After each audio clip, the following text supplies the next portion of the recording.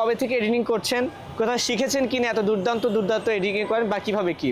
ওইটা হচ্ছে আমি শুরু করি 2015 সালে। 15 সালে যখন আমি ল্যাপটপ কিনি, তখন দেখা যাচ্ছে আমি টেকনোলজি বিষয়ে ইন্টারনেটে টিউটোরিয়াল দেখি। টিউটোরিয়াল দেখার পর সেখান থেকে আমি ইন্টারনেটের অনেক কিছুই জানতাম তখন। ওয়েবসাইট বানাইতে পারতাম। তারপর হচ্ছে নানান রকম অ্যাপস নিয়ে কাজ করতাম। তারপর হঠাৎ করে আমি দেখি যে সালমান খান গ্রিন স্ক্রিনে একজন নায়িকাকে কোলে নিয়ে ঝুলে আছে। আচ্ছা, এইটা পাহাড়ের মধ্যে দিয়ে দিছে, চেঞ্জ করে গ্রিন স্ক্রিন। তো তখন আমি অবাক হয়ে যাই। আমি তো জানি 2015 সালে আমি জানি তখন ছবির ব্যাকগ্রাউন্ড রিমুভ করা যায়, ভিডিওর করা যায় না। তো যখন আমি দেখলাম যে সালমান খানের ঝুলে আছে সেটা ভিডিওর ব্যাকগ্রাউন্ড চেঞ্জ করে ফেলছে, তখন আমার এটা শেখার আগ্রহ জাগলো।